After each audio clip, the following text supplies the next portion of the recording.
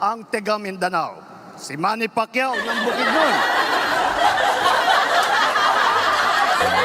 Ano Marcos, billion, trillion ang korupsyon. Tapos ibubuto natin. Talagang ang talino natin. Di ba? Ang talino talaga natin.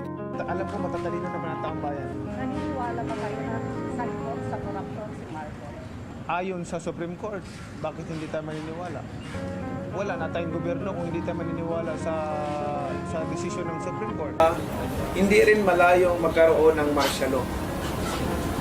Pagka si Bongbong ang magkakaroon ng martial law ulit. At yan ay pagsisihan ng taong bayan. Pag-isipan ninyong mabuti dahil ang pagsisisi laging nasa uli. Mark my word. Kung gusto nyong magkaroon tayo ng martial law ulit, then iboto nyo siya.